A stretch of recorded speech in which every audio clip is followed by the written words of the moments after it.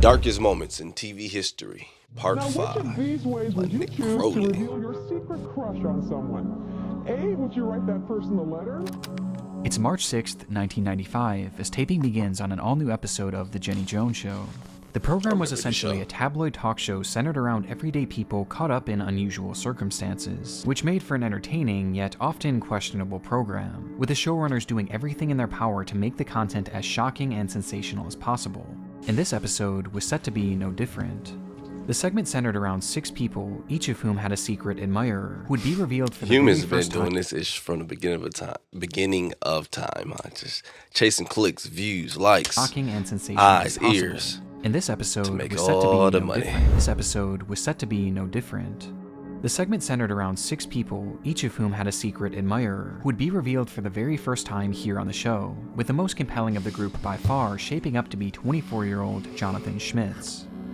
Like the others, someone had a long-standing crush on Jonathan, but was too afraid to tell him. And upon hearing of this, Jonathan hoped in the back of his mind that it would be his longtime ex-girlfriend, who he had a newfound interest in marrying, Be some big ass though dude. he was in for quite a shock. The twist in the episode was that Jonathan's secret admirer was actually a man named Scott Amador. The two were actually good friends, though Scott had never once mentioned having any sort of romantic interest in him, due to the fact that Jonathan was straight, and had never given any sort of indication otherwise, setting the scene for what was surely going to be a shocking reveal. A reveal that the crowd just couldn't wait to see. Yo, hey, I had a friend before tell me some shit like that, but it didn't go as far as the nigga take me on TV or nothing. But I do wonder sometimes, you know, because your brain be going, you're like, yo, which one of my niggas low-key be looking at me like they want to try some shit? And not even on tip like that, trying to be funny because, you know, just the human brain. It just thinks shit sometimes. Like, It I was didn't want to actually think a that, man but named Scott Amador. like, The two were actually good friends, though Scott had never once mentioned having any sort of romantic interest in him, due to the fact that Jonathan was straight, and had never given any sort of indication otherwise, setting the scene for what was surely going to be a shocking reveal. A reveal that the crowd just couldn't wait to see. B, would you tell the person in private in case he rejects you? Or C, would you tell that person that you're gay and you hope he is on national television? man, you better do that in private, dog. Because even if the dude, look at his ass. Because even if the dude wanted, if your friend wanted to say, yeah, he's not going to be able to on live TV. Oh, this probably was a good show back then. No wonder my mama used to be watching this.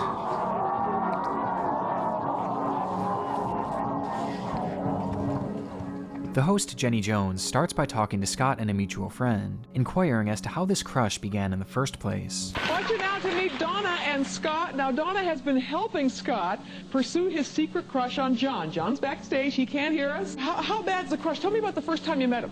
Where was he? Basically, well, he was under a car working on her brake line. Yeah. And that was your first time? What was your first impression? Well, I only saw the lower half of him, so you can imagine. Before she begins to dig even deeper, pushing Scott to disclose as much graphic personal information as possible, just to make things that much more entertaining, I'm telling you, and his dog. answers did not disappoint. Okay, you think about you have fantasies about him? I've had a couple, yeah. Yeah, you had when he was under the car, you had a fantasy about him. Right? Yeah, something to do with like brake oil line snapping and. This nigga got a whole porno already in his head, man. But you know what's wild, dude? Because if this is real, I don't know how these shows were back then. If they all got exposed and shit as well. But this legit is a dark secret this man is about to get out, and this could possibly change his life in so many directions. Because if his friend hold him and really disown him if he's one of those, then yeah, he just destroyed his life, whatever. But regardless, though, looking at the other end, as far as the viewers, Jenny Jones and everybody, hey, this is all for the better. No matter how much so it fucks your life up. Just make sure we get those views. All right, but back to the video for what it is. It's just humans be playing people, I had a man. fantasy That's what we about do. This shit Yeah, is something to wild do as with hell. like brake oil line snapping and. You have another one that involved you were in a hammock or something. Tell us about that fantasy. Yeah, I thought about tying him up to my hammock. With all of Scott's secrets now out in the open, it was time to bring out the man himself, the object of Scott's affection, who had absolutely no idea what he was walking into. Let's have John come out here and see who has the crush on him. Here's John. He like, damn, I know what they told me. but you actually in for a bigger shock.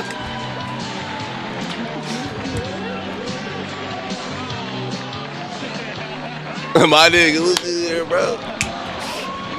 Cause he don't know yet.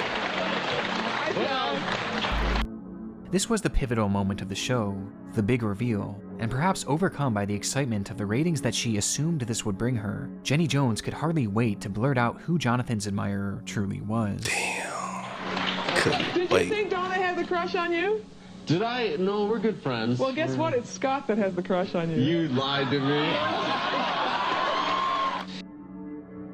Jonathan's reaction was certainly one of shock, but the host wasn't quite satisfied, having one more trick up her sleeve in order to garner an even stronger Still reaction, reaching for more, as she gives the producers the cue to replay Scott's segment, where he discussed his fantasies in depth. Before we talk, take a look at, it'll show a little playback of what Scott said about you, John. Take a look at that monitor right down here? there. Well, it entails like whipped cream and champagne, stuff like that.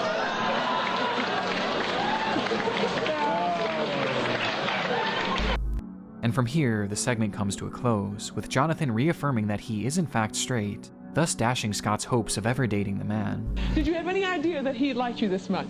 No, I did not. Can you tell us what your status is? Are you involved with anybody, or? No, but I am definitely heterosexual, I guess you could say. Leaving the two to head off stage and deal with the messy aftermath of a revelation like this, done on a stage like that. But despite the obvious awkwardness, it actually seemed like both parties took it pretty well, with Jonathan even taking Scott out for dinner that very night to smooth things over, where he again stated that he was flattered but just not interested. However, this civility wouldn't last long. 3 days later. Man, my sister has a good discovery. Oh no, man. Okay, why did you do that?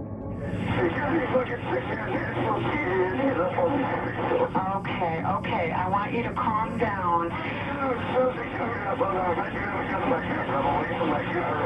Okay, the gun's in the car.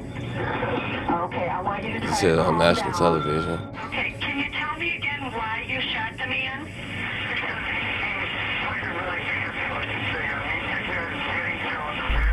See, yeah, man. I knew I wasn't tripping, dog. It was just something about just watching this and just seeing her face as she just cheese and she was just exploiting and using these humans. I was like, yeah, nah, this is not right. And kept reaching more and more for views. But hey, cause that's the only thing that matters. Gotta get the views, gotta get the clicks, gotta get the likes. That way we can get the most money, dog. My bad. Let's get back to it, dog. This one, it definitely rubbed me wrong from the Okay, I want beginning, you to try man. to calm down. It's like, yeah, I know I should be focused on the situation of what's going on, what's about to happen, but for some reason, that damn show just had me focusing on it. Like, yeah, people been fucked up. Okay, can you tell me again why you shot the man? They're going back too far.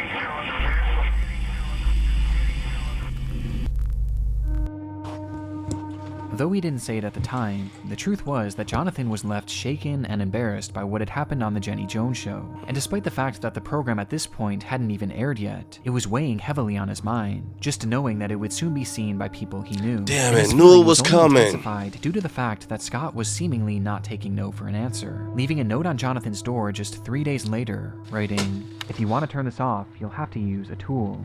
It takes a special tool."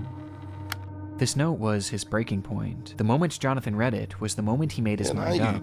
He was going to kill Scott Amador.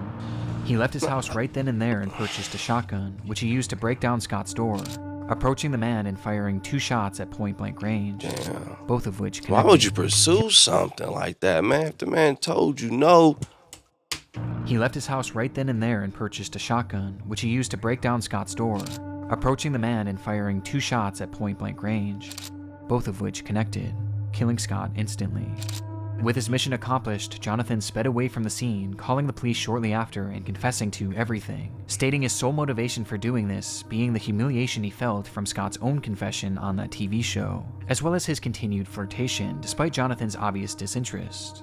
Though clearly this was no excuse to kill, and as a result, Jonathan was arrested and given 22 years in prison, from which he was released back in 2017.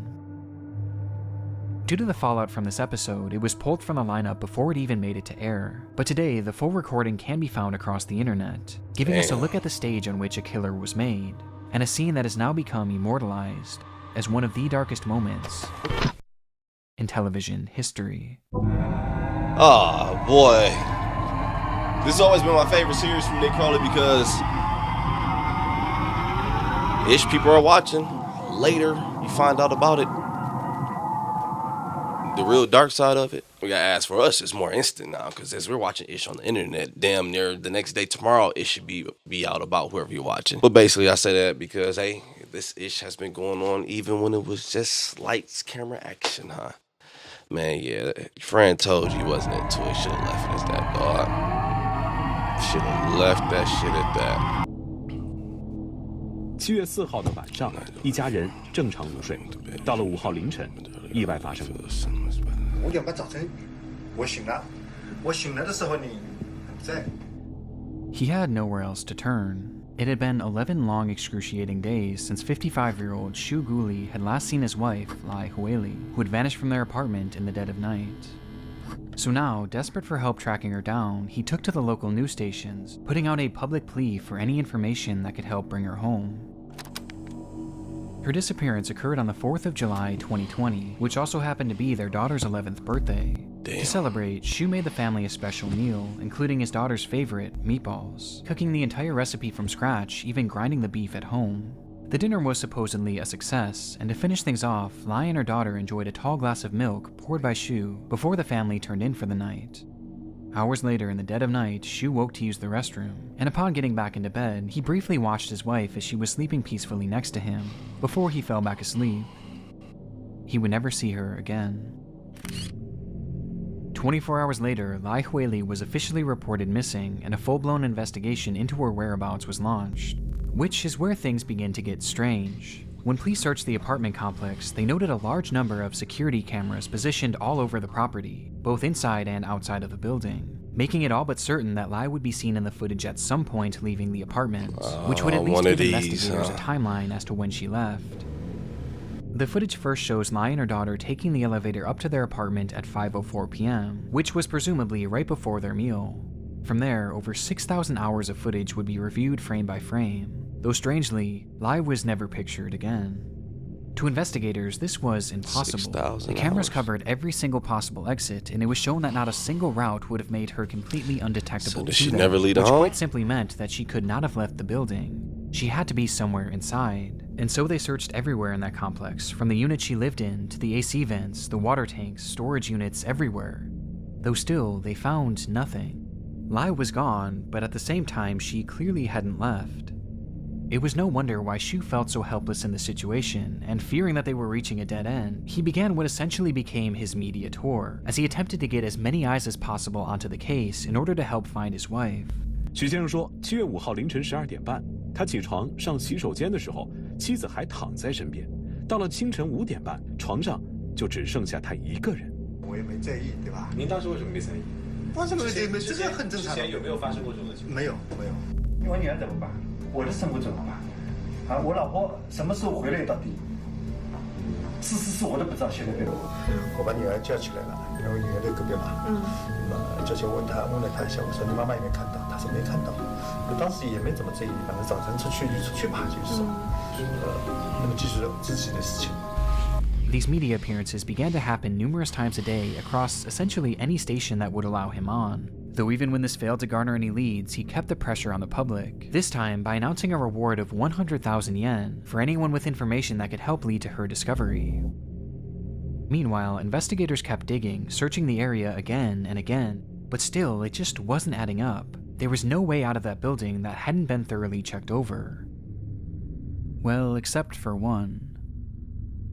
In what was likely a last-ditch idea, one of the investigators had a hunch that they should check the community septic tank, as that was really the only place that hadn't been thoroughly picked over yet. And so dozens of trucks moved in to sift through weeks of raw sewage. They searched for 25 hours within the grime, filth, and unbearable stench, until they found something. It was an unusual gooey mass that no one could seem to identify, and wanting to know more, they brought the substance back to the lab for testing, only to discover that they had essentially just solved the case. They had found Lai. Or at least what remained of her. Despite the story Shu had told investigators and the media, things didn't actually happen the way he said they did on that I fateful kinda night. figured that shit. Instead, the couple had actually gotten into an argument after Shu had cut his hand while preparing the meatballs, to which he blamed his wife for the injury, causing the two to have a verbal spat. This was supposedly nothing uncommon for the pair, as the marriage had allegedly turned sour years before. One of these. First fight, though it would be their last. When Shu handed his wife and daughter their milk for the night, each tall glass had actually been laced with sleeping medication, with the drug immediately taking effect and knocking both of them out. And with the house now silent, he smothered Lai with a pillow, thus ending her life. But if this was the case, then how did she end up in the septic tank? Well, Shu had a plan. He had previously purchased several large butcher knives, which he used to cut his wife into smaller pieces. However, this still wasn't enough for him, as he wanted to make sure that every trace would be discarded in the most effective way possible. And so, he turned to the kitchen, and more specifically, the area he had prepared the meatballs in earlier, before proceeding to place her remains through the meat grinder. I fucking thought that when he said he was making meatballs, but I didn't want to take it there that far, because I'm like, no, he making this for his daughter. Man, this dude don't care. Dog, people get sick as hell when these marriages go sour, and a good amount of them because of finances and shit. To the fact that the kids don't even matter anymore. You're harming the kids rather physically or just taking both parents from that kid regardless. Now this kid's gonna grow up with this unfair deck of cards. Hopefully the grandparents aren't around here and they ain't got no more damn energy in them to raise a fucking child, man. Now this kid more likely can grow up with a tough ass life, but hey, it builds character, huh? You meet this person and you love them. You fall in love. It's like they're your everything. The area he had prepared and simply just living together. Before proceeding to place her they remains just hate each through other. the meat grinder. So much so that I want to get turning rid of Lai you. into an unrecognizable mass of flesh that he would then methodically flush down the toilet over the course of many hours.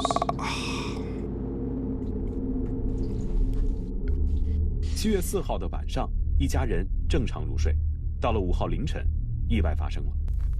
我就没找证据，我醒了。我醒了的时候你不在。 Despite playing the role of a loving husband and even a victim across his television interviews, this man had actually not only killed his wife, but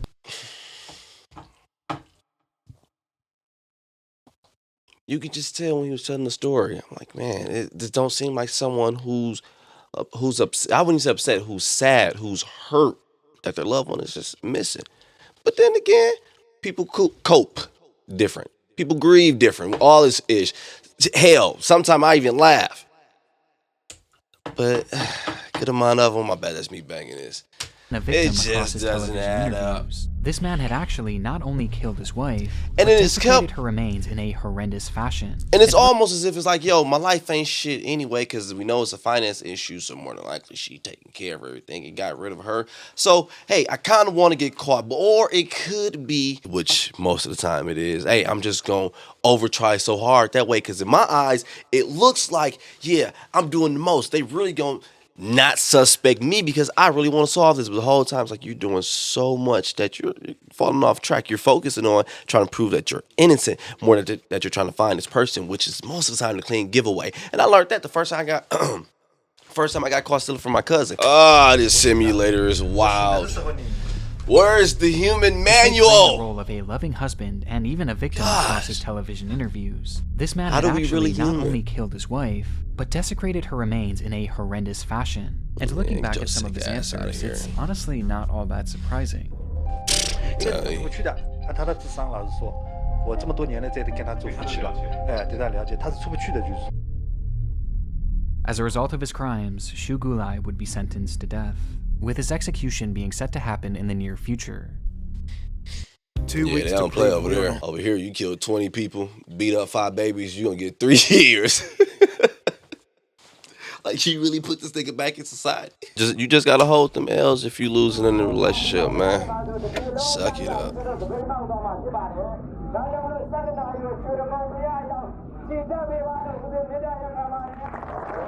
Sometimes people are just really incompatible. September 27th, 2007. Cameras document an unfolding protest in Yangon, Myanmar.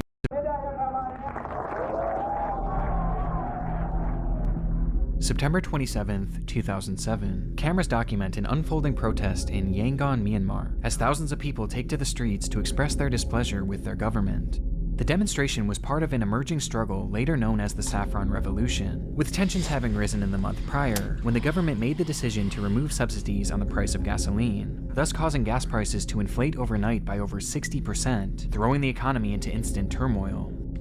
In response, this Saffron Revolution began, which was largely spearheaded by the monks of the region, who all preached a peaceful protest, believing that the government would soon come to its senses when they saw that their citizens were unified against them. However, the government showed no signs of letting up. In fact, on this day, they had actually begun taking offensive measures, going as far as to arrest hundreds of monks in response to their picketing. For the residents, this display was shocking, as they struggled to understand how their own government could jail these religious figures. But they had no idea just how much crueler they could get.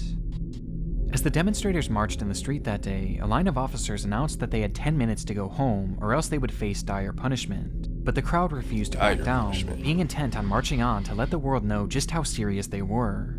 And with neither side willing to budge, the officers began to fire their weapons, first into the air as a warning, and then directly at the protesters. Oh, this shit about to get ugly.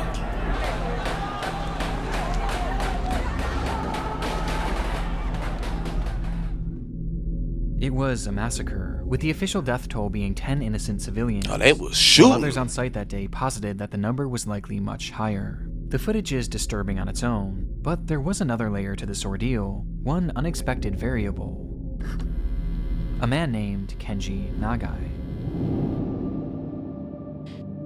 Nagai was a I thought they was gonna journalist from shoot the rubber Japan with a lengthy pellets, whatever. A man named Kenji Nagai.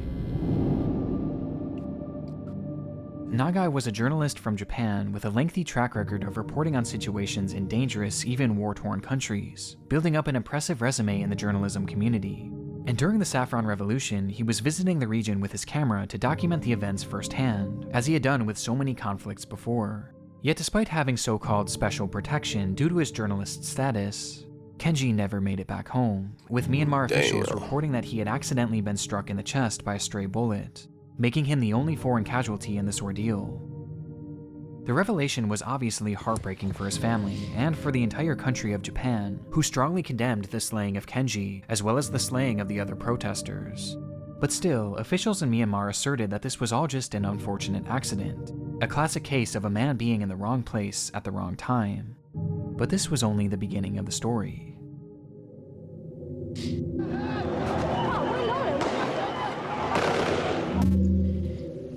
Kenji must have some ish out of Days later, the has some Japanese information, media would huh? receive a video recording of the bloodshed that occurred on that notorious day, when the streets of Yangon turned into a one-sided battlefield. And the contents were alarming to say the least. 逃げ惑う群衆を追いかけるように響き渡る数発の銃声。この時カメラは倒れ込む半ズボン姿の男性を捉えていた。 The footage shows a crowd of people desperately running for their lives, when in the corner of the frame you can see a man dressed in white, holding a camera as he falls to the ground. It was Kenji Nagai, and he hadn't tripped or even been shot at this point, but instead, he was seen being pushed by a soldier. A soldier who now pointed his weapon at the man who was now lying helplessly on the ground, and fired a shot directly into his chest, leaving him there to die. Following this, a separate photographer on the scene managed to capture an image of Kenji moments after the attack, and in the photo, Nagai was still holding onto his camera, documenting the carnage around him, as he laid there bleeding to death. Yeah, I believe Kenji got some valuable information here because they said it was a stray bullet earlier, but this looked targeted to me, pushed down and then shot. Yeah, nah, he and in the photo, Nagai was still holding onto his camera. Damn, man, that is wild. It just turns to war because the people are standing up because, yo, we're just letting you know this is hard to live this way. We can't live this way. It's extremely hard. And then the government respond with, hey, this way or no way. And then we have a war. Nagai was still holding onto his camera, documenting the carnage around him as he laid there bleeding to death.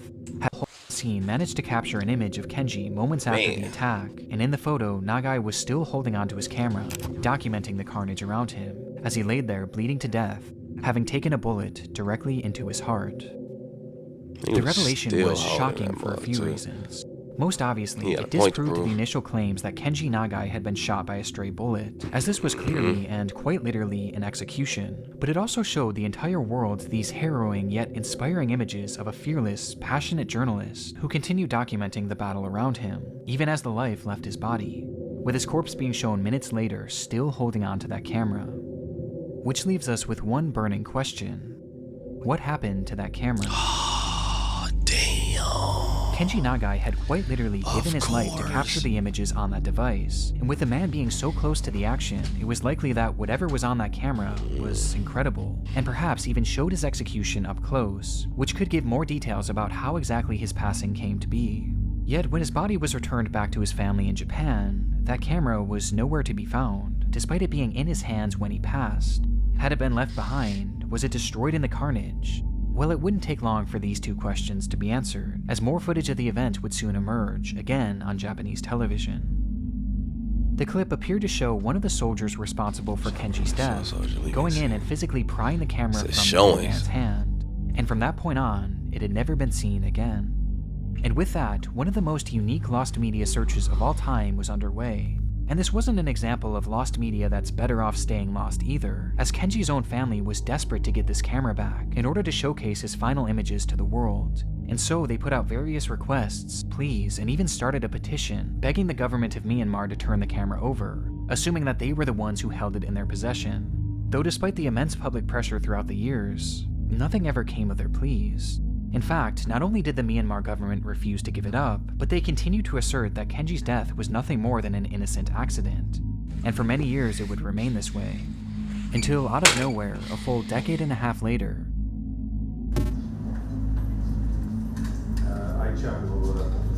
You got it. They probably altered the shit out of that at this point. Edited.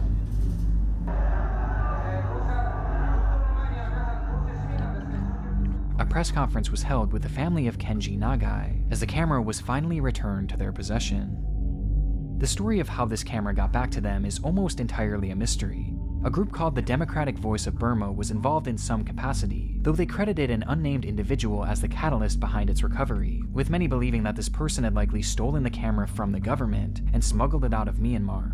But aside from the speculation, no further information was provided, which was probably done to ensure the safety of the individual involved. And despite having no confirmation as to where this camera had actually been, the family finally had it in their possession after 15 long years. And they've actually gone on to release bits and pieces of the footage from that day to the media, which finally gives us a look into some of Kenji's final moments.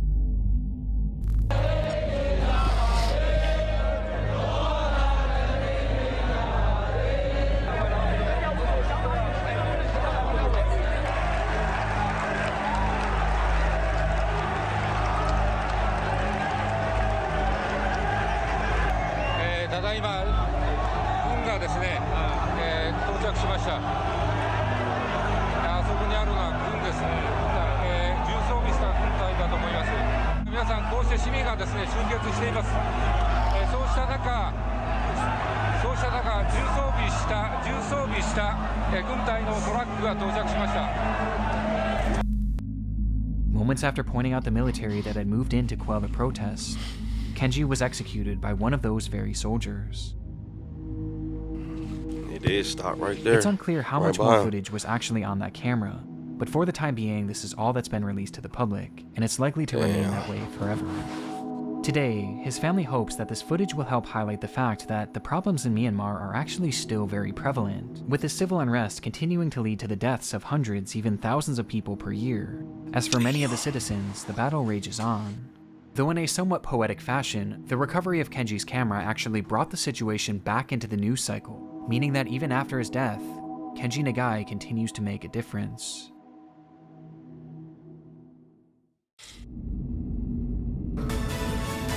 Hier ist der Mann, der aus der Kente kam. Thomas Gottschalk. Wait, that's... Rest in peace, Kenji. Which is wild because in the midst, which I feel like is only fair to speak on at this point, speaking of in the same boat of, hey, we see how these shows and everyone, the media just use people to get numbers, X, Y, Z for the views, for the money, everything. Shout out to the ones who like, no, really want to do this with a purpose, really got something to show, really got a story to tell. And man, because as we are, even while dying, he was still recording, clutched onto that one. So yeah, but unfortunately, the universe don't really reward us for doing what we believe or what would be good. Yeah, we don't get rewarded for that. Karma, you believe that? Still be a good person though. I feel like overall you live better that way. You feel better that way, man. You know, like still try to be a good person. You know what I mean? You gotta just fuck over people.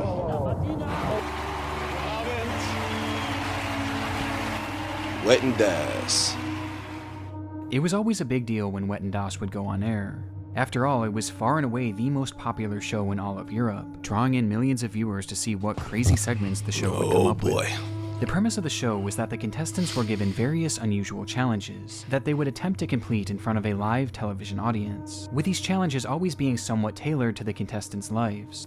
Though these silly challenges would usually be contrasted by someone attempting something a bit more daring, with these stunts often being reserved for people with some sort of special training beforehand, to assure that they were physically and mentally up to the task in order to avoid injury. The show was very intriguing, with an air of fun and danger all rolled into one, as you never really knew what you were going to get when you tuned in, leading to their program polling roughly 20 million viewers per episode at its peak, which was also helped by the A-list celebrities that often made appearances. And on December 4th, 2010, the lineup was particularly stacked, with Cameron Diaz being featured as well as Justin Bieber, who was set to perform in front of the millions watching at home. But first, things would start off with a stunt performed by 23-year-old Samuel Koch. Samuel was a stuntman and actor in training, already having one stunt credit to his name and a vast amount of training under his belt, making him the perfect candidate to perform something more dangerous and physically demanding. With this in mind, Samuel was given the task of jumping over 5 moving cars, each of which progressively getting longer and harder to clear. And in order to help make things because shit like this, you got to kick the notch up the bar up more and more and more because the people want to see more. And harder to clear. And in order to help make things those views easier, are dropping. He was given spring-loaded boots or kangaroo shoes, which would allow him to jump higher. The stunt was right on the border of Samuel's capabilities, as during his practice runs he was just able to clear most of the vehicles, though not without falling multiple times, making it a true challenge, which was what the show was all about. And at Samuel's request, his segment would open the show, with his mother watching from the stands, having a microphone attached to her, ready to capture her reaction. Jetzt hat das Timing. He was hardly making it through the training, huh?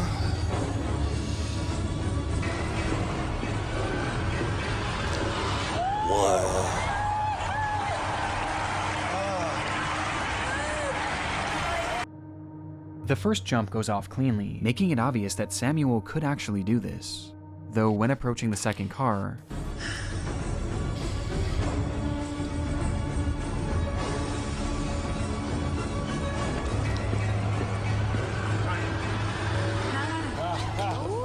I think it was going to. Samuel bails out, feeling as though something wasn't quite right with his approach.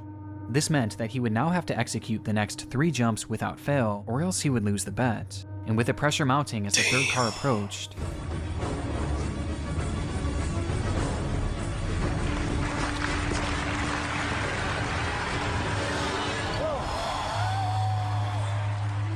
he nailed it, leaving him just 2 jumps cheering away this shit on, man. Cause nothing happens until something happens. Yeah, keep going, keep going. We're enjoying this shit. Oh, he got hurt. We didn't intend for that to happen. No shit. Damn. What the fuck?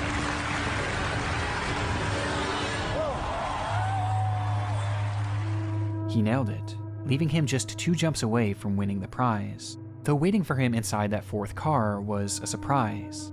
The drivers of these vehicles weren't just employees of the show, they were actually people Samuel knew, all of which had been good friends of his up until this point. Shit, but for the 4th car, with the pressure already on, it would be his own father behind the wheel. They both look at each other from afar as Samuel raises his hand and his father raises his back, as the two begin towards each other. Okay. No, this gonna be the one. Cause I thought it was a friend. I thought it was gonna be a friend, and you know how that ish works. People. Oh no, it's just about to be the one that do it.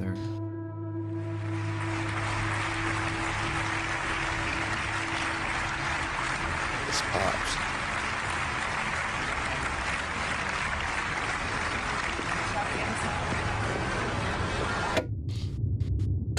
Samuel jumps, but immediately something is wrong. He's just a bit too low, causing the back of his head to make contact with the windshield. From the footage, it looks like just a graze, so insignificant that you might miss it. But in reality, it's believed that in this moment, Samuel hit his head in such a way that he was knocked unconscious, leaving him in the air with no way of sticking his landing. And with that, he falls to the ground, unable to protect himself, landing directly onto his face, with his mother's microphone briefly capturing her initial reaction.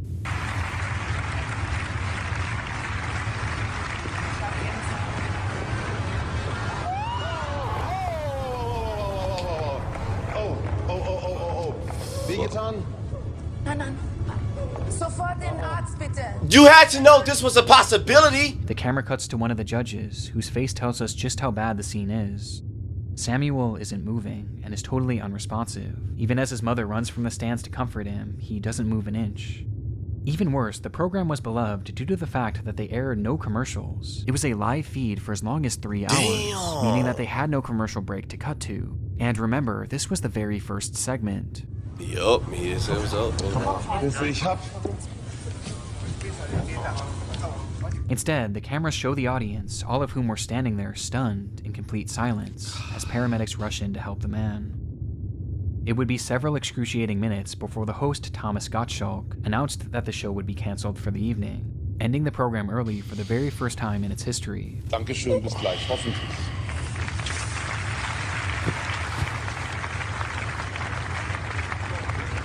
With the host being so shaken by what he had witnessed that he resigned immediately after the show.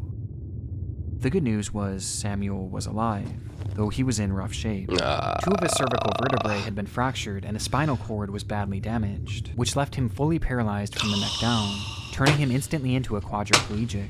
And what makes the situation that much more depressing was that, again, his father was... Someone in the comments said something to me. It was a while ago, but it stuck with me because I do listen to y'all sometime, man. Because normally in those situations when you hear a tragedy such as, and me personally, as soon as I used to hear, oh, they're alive, thank goodness, boom, boom, boom. It's like, how do you know if that person feels that way about it? And there's no way for me to know that. But it's like, yo, in this position, paralyzed, some people may, I'm not saying him, in general, may say at that point, man, I'd rather be gone. I think I want to be here. Come on. And dad was driving the car. Mom was mic'd up. When he backed down that first try, man, I was hoping he was done. He should have been. Because, don't get me wrong, it's not 100% the show fault, more but depressing was that, again, his father was they the didn't one care. driving, They was just feeding likely off of leaving it. him with unimaginable guilt, he despite the fact that it clearly wasn't his fault. I can't even done that as dad. Let me go back, my bad. Him fully paralyzed from the neck down, turning him instantly into a quadriplegic. And what makes the situation that much more depressing was that, again, his father was the one driving, likely leaving him with unimaginable guilt, despite the fact that it clearly wasn't his fault. But despite this awful tragedy, Samuel's story is actually quite inspiring in the end, as he's gone on to become a successful actor, and even has a credit as an assistant director, taking what was quite possibly the worst hand he could have ever been dealt with, and going out there and achieving his dreams regardless. Right. Though meanwhile, Wettendas never really recovered from the incident, and would be cancelled just a few years later due to low ratings, with the most popular episode after the incident being one where Samuel himself actually made an appearance, where he forgave the show and claimed that what happened to him was not their fault. Though it seems the general public was not able to forget that horrific moment they had all witnessed on live TV. Damn. That is so wild. That is so wild to me, man. Because it is amazing. I'm human, I understand. It's amazing to see humans do amazing shit, especially when we can't do it because we like to fantasize that it is us. One day we'll reach that. So watching these humans do this, I get it. We're in the audience watching, enjoying this as it happened. Even though we don't want anything to happen, it's a huge possibility something can happen, though. But once it happened, and now we're done. No, not watching it no more because we've seen some fucked up shit. But as long as it's good, it was good until it goes bad. Understandable though. Gosh, what the hell? What is this one? There's one magical, haunted evening each year when all the scary creatures come out to prowl through every neighborhood. It's Halloween night, 1992. People across the UK are just getting home and settling in for the night, with many deciding I'm gonna to be over here. I don't feel like being over there right now. Let's see what's about to happen. Come out to prowl through every neighborhood. It's Halloween night, 1992. People across the UK are just getting home and settling in for the night, with many deciding to turn on their television in search of some 1992. spooky content. Freddy! to take the mood, only to find a rather surprising option from an even more Charlie surprising Brown. source.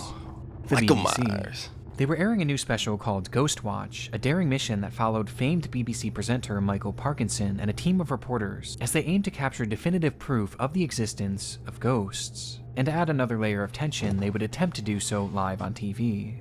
At the time, this was extremely unique, especially for the BBC, which was known to be one of the most trusted news stations in the UK. And making things even more interesting, I love it. I love ghost stories. I can't wait to see my first ghost. TV.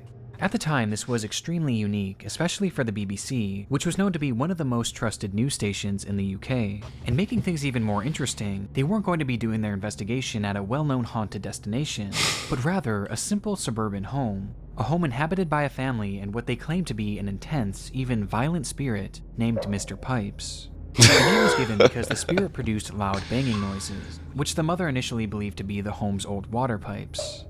The mother's name was Pamela Early, and she lived in the home with her two daughters, Suzanne and Kim. And for months, they had been desperately trying to get the media's attention to help with these hauntings. However, most reporters who visited the scene labeled them as crazy. So this was the moment to prove to the world that these paranormal occurrences were in fact real. Though early on, most viewers were left feeling the exact opposite way. Inside the home, reporter Sarah Green would experience essentially no activity for the first hour, with Michael Parkinson and a skeptic they had brought on for an interview casting serious doubt that the phenomena experienced inside the home prior was anything supernatural, instead blaming these supposed occurrences on psychological issues. And things only got worse from here, as upon hearing Mr. Pipe's infamous banging noises, Sarah actually caught Suzanne making the sounds herself by hitting a hammer against the wall, essentially disproving the entire story of the house. Quite extraordinary. We set out to catch a ghost, and sadly, very sadly, what we witnessed was a remarkable exposure of a hoax. Let's not be too hasty. Oh, come on, Doctor, please. Bro, what you mean? It was a rough showing. It's However, fake. by the show's final hour, things began to take an unexpected turn. Well, it was. Suzanne, are you okay? It's all right, love. Oh, don't get upset, love. Your mum's here. Oh, dear God. Suddenly, the show cuts to Suzanne, who is lying unresponsive in her bedroom, completely covered in scratches, thrusting the broadcast into utter chaos. We will stay with you. What was that? So she had to do something to cover up since she got caught. As they rush to help her, Let me loud see. banging noises emanate from all across the home, despite the fact that everyone was now accounted for. It was horrifying, and made even more so as the camera shows Suzanne hiding behind a couch. Susie.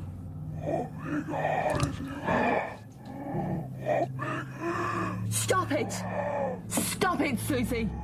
Where she begins to speak in a low, unrecognizable voice, That was almost edited. as if she was possessed.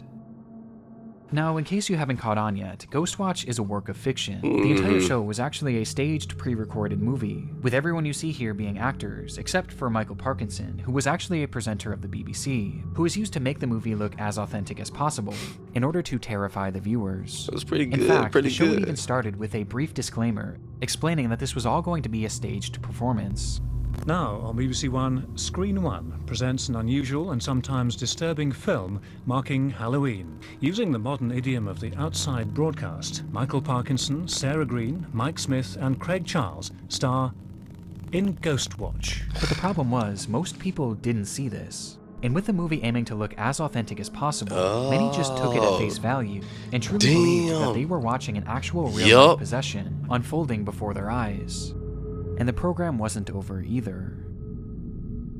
I won't spoil too much of the film, but from this point on, everything is chaotic and extremely tense, And leading for to the them, revelation being made that through this program, For the viewers, yeah, because they didn't get the disclaimer, so they just watched. Oh, that'd be so good to be watching something on TV, and you just thinking this really happened, and it's just chaos. Man, when it comes to my ghosts, I get skeptic at times, but I'm not gonna lie to you. I enjoy and love being optimistic more than anything. I'm more on that side than anything because we'll talk about another video, man. Over either. I like the idea of it. Doesn't always have to be bad. Too much of the if film, you can but from this interact point, with someone from that dimension, you know how beautiful that would be. We always think it's gonna be scary, dog. If someone really can figure out how to leave a dimension to get to you, you think they gonna waste their time with a boo? Nah, man, I came to tell you something for real. You won't believe where I just made it from. Man, that's gonna be amazing. Stop playing with me, boy. But I like the idea of the whole, nigga, come to kill you, cuz. Nah, nigga, it's a ghost, cuz. It's the ghost coming, cuz. I like to believe that idea, but come on, man. Why do we play these games, man? Stop being scared. Man, if I open that closet and I see a fucking ghost, I'm gonna talk. I'm gonna be scared. Bro, oh, shit! How you get here, my nigga? No. I wanna talk to you. No. Tell me some shit, nigga. You was that thinker, man. They worked hard to get to you. That just showed you this is real. We can try. All right, then. Cemetery scary. Ain't no soul there. They didn't die at the cemetery. They got y'all food. Ain't nothing scary there. Ain't nothing but bones. The vessel there. They didn't die at the cemetery. No, they died somewhere out doing what they love. That's where the soul would be. Instead of being so that means the whole planet should be scary. Cause someone died everywhere. Say what you want, but the idea of a ghost is beautiful. But the problem was, most people didn't see this. And with the movie aiming to look as authentic as possible... But this is a possession, though. That's different. It's a demon. All right, let's get back to it. And with the movie aiming to look as authentic as possible, many just took it at face value and truly believed that they were watching an actual real-life possession unfolding before their eyes. And the program wasn't over either. I won't spoil too much of the film, but from this point on, everything is chaotic and extremely tense, leading to the revelation being made that through this program, they had essentially just performed one massive seance, which left each of the 11 million viewers watching at home supposedly susceptible to demonic possession, with the program ending with Michael Parkinson himself becoming possessed. When you assure me that my wife is safe, we have got an emergency generator. Whether or not we should bring it in, I don't know. Going. Autocue's working. Round and round the garden, like a teddy bear. After which the camera shuts off and Ghostwatch comes to an end. The program immediately People got to caused watch widespread this panic, shit live. with the network receiving over 30,000 phone calls that night, most of which coming from horrified viewers. Even Parkinson's own mother phoned the show in hysterics as she genuinely believed her son had been Damn, possessed and yo! potentially even Because for moms, it's different. Yo, I got a connection with this person y'all getting entertainment from right now. Whoa! Because we didn't see the disclaimer. own mother What phoned the show in the hysterics fuck? as she genuinely believed her son had been possessed and potentially even killed. The stories from that night are incredible, with one woman calling the show and demanding compensation for a new pair of trousers. Her husband had quite literally defecated himself out of fear, as well as two boys who presented to their doctors with symptoms of PTSD. It was complete and utter madness. So people really got effed up from this, though. Damn, let's go back, y'all. This is with one tripping woman me calling the show out, and man. demanding compensation for a new pair of trousers, as her husband We're just had trying quite to literally human down defecated here. himself out of fear, as well as two boys who presented to their doctors with symptoms of PTSD. And people are it was effing with compensation us. for a new pair of trousers, Taking as her advantage. husband had quite literally defecated himself out of fear, as well as two boys who presented to their doctors with symptoms of PTSD. It was complete and utter madness. But of all the reactions to Ghostwatch, one individual took it the hardest. No. Among the 11 million viewers watching was an 18-year-old named Martin Denham, who was tuning in from his family's living room with his parents and younger sister. As the show progressed, Michael began acting strangely, curling up into a ball and becoming unresponsive. All the while, his eyes stayed locked on the screen, watching these horrific events unfold, with his family describing it as if he had been hypnotized. Damn. Now, Martin did suffer from a learning disability, which apparently affected his behavior at times, but this was something entirely new. Starting that night, he was overcome with intense paranoia, as he began hearing noises around the house, which his parents recognized as the water pipes. Damn. As this was the exact excuse the mother had used on Ghostwatch to initially explain the paranormal phenomena. And so each time he heard these deep thudding noises, he believed they were coming from Mr. Pipes, with a spirit infiltrating his home thanks to that cursed show that he still believed to be real. Over the next few days, Martin refused to spend any time in the dark, and even asked to switch bedrooms, as he believed Mr. Pipes was hiding in his walls. It pisses me off when you, my bad, last time, mental stories piss me off, because, yo, those are not easy to take someone out of, man. You can have a loved one going through it, fighting their mental dark, and you and everyone around them, therapists, medicine, trying your hardest to convince them because they lost touch with reality, but just don't click that easy, man. Mental issues fuck me up the most when I hear about it in humans, dog. Bedrooms, as he believed Mr. Pipes was hiding in his walls, but nothing could alleviate his panic. It was all just too much. TV Ghost Eyes killed our nervous. 5 days after Ghostwatch aired, Martin Denham would end his own life, leaving behind a note that read, "Please don't worry. If there is ghosts, I will now be one. Damn. And I will always be with you as one." Man, Ghostwatch was created to provide a viewing experience that was as realistic as possible, and unfortunately in this case it succeeded a little too well, thus causing the show to be banned from broadcast in the UK, where it has never aired since. Though today, you can still find the full movie across various streaming services, where despite the terrible, unfortunate tragedy that entailed, it's still renowned as an integral part of horror history, while simultaneously being remembered as one of the darkest moments in television history. That one effed me up, man. He's a little dude, man. His brain is still developing and still growing. I don't care what you say. I can't put fully blame on that boy on that one, dog. That really done. So what do you want him to say? I mean, what would you want someone in that position to say? Their brain really took them to that situation. That is not a just jump in and out of battle, buddy. It's almost if it's like drugs from the simulator or something, or it's like we're just gonna put a virus in your brain here. It's like, damn. And the biggest thing that always gets me about it is the quote I know, like a broken record. So they say when people go crazy, they don't even know they went crazy. To them, they're just living normal. That would make it that much harder. Because to you, you're living life. Everything is normal. What do you mean? You're the crazy one, not me.